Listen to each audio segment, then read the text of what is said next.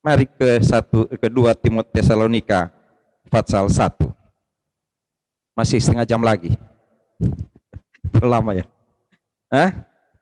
Ayat 11 dan 12. Kenapa ini menjadi penting?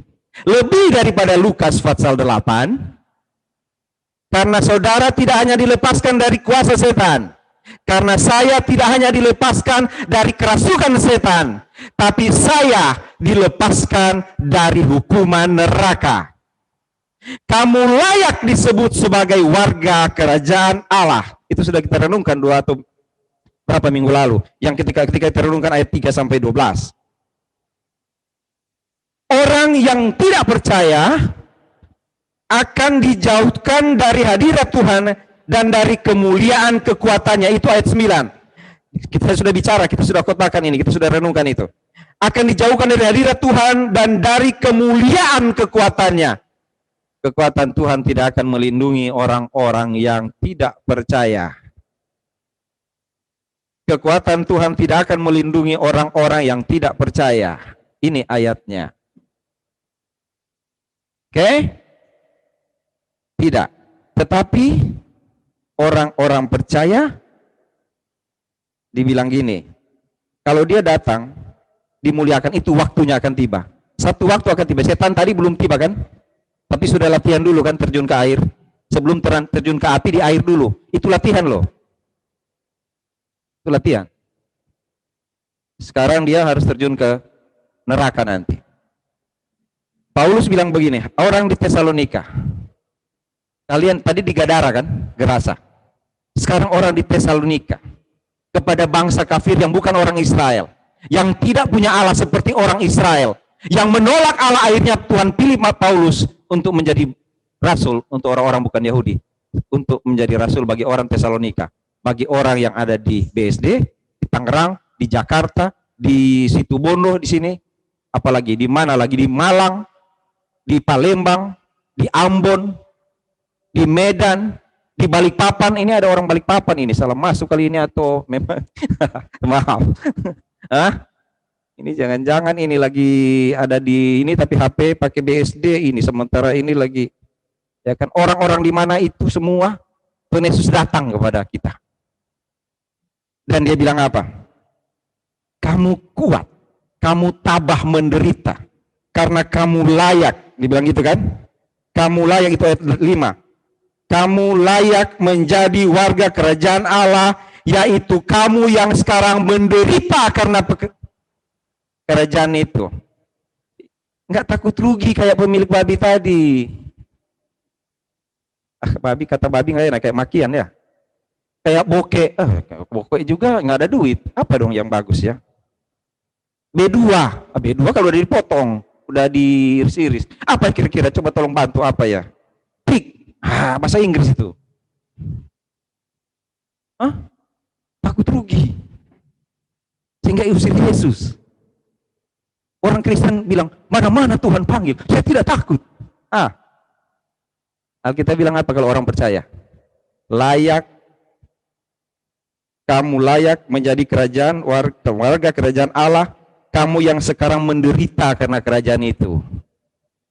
Kamu yang sekarang menderita karena kerajaan itu. Kalau kita enggak. Kalau saya percaya Tuhan Yesus, saya mesti bahagia karena kerajaan itu. Mungkin salah. Mungkin salah. Kenapa? Karena kamu yang layak masuk kerajaan Allah, kamu yang menderita karena kerajaan itu. Sudah kan? Sudah dikhotbahkan itu. Ini cuma sekedar mengingat aja. Oke, ke ayat 11 aja, karena itu ayat 11 dan 12 saja penutup dari khotbah ini. Karena itu kami senantiasa berdoa untuk kamu, supaya Allah menganggap kamu layak. Kamu layak menjadi warga kerajaan Allah. Dan kamu layak menderita sekarang, dia bilang. Kamu yang layak menderita, yang layak masuk dalam kerajaan Allah. Kerajaan Allah itu bukan kerajaan 1000 tahun. Kerajaan itu lebih besar dari kerajaan itu 1000 tahun. Kerajaan Allah itu semua yang ada di mana-mana, di segala dispensasi mana, itu Allah yang punya. Bahkan sampai di neraka itu Allah punya. Allah yang masukin itu orang tidak percaya ke neraka, bukan orang percaya jalan-jalan sendiri ke sana. Allah bilang, oh masuk. Saya ciptakan itu untuk setan dan teman-temannya. Kamu yang ikut setan, masuk. Dia berkuasa atas itu. Lalu dia bilang, karena itu kami senantiasa berdoa juga untuk kamu supaya Allah menganggap kamu layak bagi panggilannya. Saudara, tadi dia bilang gini, saya mau ikut engkau Tuhan. Tuhan bukan bilang tidak layak padanya kan? Nggak bilang. Tapi kepada kita sekarang dia bilang, karena kamu layak. Tadi dia nggak bilang layak, dia bilang tinggal kamu cerita ke sana. Sekarang dia bilang kepada anak-anak Tuhan di zaman sekarang, kami bersenantiasa berdoa supaya Allah menganggap kamu layak bagi panggilannya. Ada banyak orang percaya Tuhan Yesus, tapi mungkin Tuhan bilang nggak layak nih orang ini mau dipanggil. Kenapa? Belum dipanggil sudah menolak. Mengerti maksud saya kan? Belum dipanggil sudah tolak. Apa itu buktinya? Baru menderita dikit. Bersiaplah, akan ada masalah. Akan ada masalah. Kenapa? Karena engkau harus menderita bagi kerajaan itu. Tapi kalau Tuhan menganggap engkau layak, apa yang dia buat di situ? Dengan kekuatannya. Tadi kan dipisahkan dari kekuatannya. Orang yang tidak percaya dipisahkan dari kekuatannya. Sekarang orang yang dianggap layak itu, yang layak bagi panggilannya, dan dengan kekuatannya menyempurnakan kehendakmu untuk berbuat baik. Kalau engkau punya tekad berbuat baik kepada seseorang, lakukanlah. Kalau kita punya tekad, saudara, untuk melakukan yang baik karena Tuhan, seperti orang tadi itu cuma pergi cerita loh. Dia nggak bantu angkat tuh babi mati, enggak. Dia nggak mencoba mengambil hati orang-orang yang punya babi-babi. Enak banget nih ini, bilang-bilang babi. Saya dulu kalau bilang begitu udah ditaruh cabai itu di mulut sama mama saya. Jadi mesti bilang roti. Jadi kalau saya lagi marah, roti kamu. Kalau bilang biapongana, maksudnya bakpao. Karena nggak boleh bilang sebut binatang, aduh pasti dapat itu. Tapi ini saya mesti bilang begitu, ini ditulis soalnya di Alkitab. Dia nggak bantu orang-orang itu ngangkat tuh bangkai-bangkai. Dia pergi, karena itu yang lebih baik ternyata, pergi dan cerita tentang kasih Tuhan. Kalau engkau punya tekad itu, kalau kita punya tekad itu, Tuhan akan sempurnakan. Dengan kekuatannya, menyempurnakan kehendakmu. Punya kehendak? Mau? Tuhan akan sempurnakan dengan kekuatannya, saudara. Jadi kalau ada orang dalam perjalanan mau melakukan perbuatan baik, berhenti, mungkin Tuhan bilang tidak layak. Lalu saudara mau marah ke Tuhan. Gini, kita mau pengen sekali berbuat baik, udah berapi-api, baru di tengah jalan berhenti. Stop. Saya mau bilang, saudara, mungkin Tuhan bilang kau tidak layak. Lalu saudara mau marah ke siapa? Ngambek kan ke Tuhan? Ngambek ke persekutuan kan? Ngambek kan?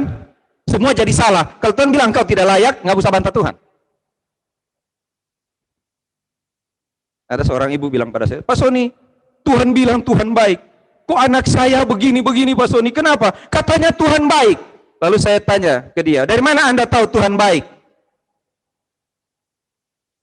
Iya katanya begitu. Nah, yang lain selain Tuhan yang baik itu siapa? Siapa? Setan? Coba tanya ke setan. Maaf saudara. Kalau kita bilang Tuhan tidak baik, kok Tuhan nggak baik pada saya? Lalu yang baik kepada kita siapa? Setan? Kenapa katanya pada setan saja? Kenapa nggak berkata, udah setan, Tuhan nggak baik, ke kamu aja ya? Ya? Dan itu akan berbaris sama-sama tuh pada waktunya. Kalau engkau punya kehendak, kalau kita, maka dia akan menyempurnakan kehendak kita dengan kekuatannya dan menyempurnakan segala pekerjaan imanmu. Apa yang engkau imani? Tuhan. Sempurnakan iman itu dengan apa? Mau belajar Alkitab? Mau baca Alkitab tiap hari? Maukah meneliti Alkitab? Maukah belajar Alkitab? Bahaya sekali saudara. Jadi percaya dan tinggal di kuburan. Balik lagi di setan itu. Bahaya sekali kalau ada orang percaya, mau PA saja malas. Padahal cuma buka WA loh. Padahal cuma buka Zoom loh. Malas. Tuhan ambil tuh HP. Masih bagus Tuhan ambil HP. Bukan HP itu dia. HP terlalu kecil dia ambil. Dia cari yang besar. Apa itu? Di rumah. Kulkas. Jangan-jangan dia ambil rumah sekalian. Oh, sadis banget. Kayak begitu. Babi diambil loh, babi. Punya orang itu babi. Diambil tuh. Tapi bukan buat Tuhan. Dia suruh pakai setan. Tan, pakai aja tuh babi-babi itu. Itu kan haram. Itu kan nggak dipakai untuk saya. Pakai aja setan. Oh, masuk setan di situ tadi kan? Gitu. Sudah setahun loh ini, kita sebenarnya bulan depan ini mau merayakan ulang tahun COVID. Oh, sudah lewat ya? Nah itu katanya orang Manado bilang, semua 1 tahun dia kasih yang. Tolong jangan sampai dia panjang umur. Biasa kan kita kalau orang tahun kita nyanyi, panjang umur. Tapi kalau COVID, nggak berani kita bilang gitu. Pekerjaan imanmu. Kenapa dia menyempurnakan? Cuma ada tujuan yang satu. Supaya nama Yesus, Tuhan kita, dimuliakan di dalam kamu, dan kamu di dalam dia. Okay? Kalau kita melakukan sesuatu yang baik, dia akan beri kekuatan supaya sempurna perbuatan baik kita. Ya? Supaya nama Tuhan dimuliakan. Bukan kita dipuji. Tidak ada. Tidak ada. Tidak ada. Tetapi supaya dia dimuliakan. Tetapi yang menolak, silakan. Saudara, dari 2 bagian ini, iblis diusir, karena Tuhan tunjukkan dia berkuasa atas iblis, dan kepada orang percaya, tidak hanya bicara tentang mujizat yang dia alami, tetapi bicara tentang saya sudah diselamatkan, saya layak masuk dalam surga, saya layak itu, dan saya layak melayani Tuhan. Tetaplah bersyukur, karena kita layak. Maukah saudara bersyukur pada Tuhan? Terima kasih Tuhan, saya diselamatkan.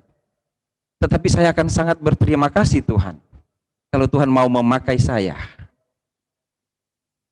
Beri saya kekuatan untuk berbuat baik dan lebih baik lagi. Saya tidak perlu menunggu orang lain, saya akan melakukan itu. Sebab kalau tidak, kalau saya diam, seperti orang yang tinggal di kuburan itu, berbahaya. Mau saudara bilang seperti itu kepada Tuhan? Tuhan, terima kasih, saya layak masuk surga karena Engkau mengampuni segala dosa saya.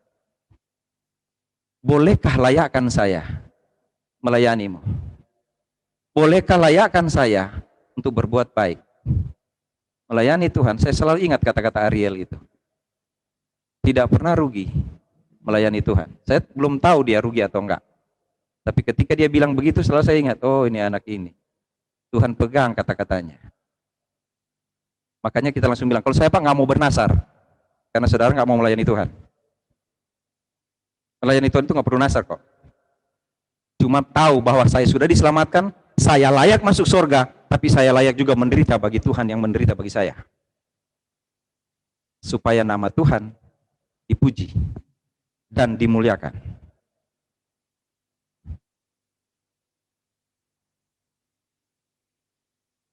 Ada yang mau jawab?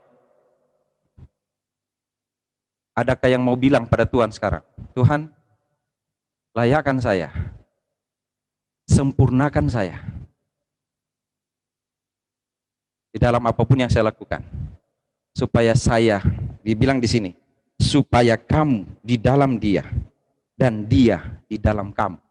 Selalu kita akan bilang, ada Tuhan di dalam saya, ada saya di dalam Tuhan.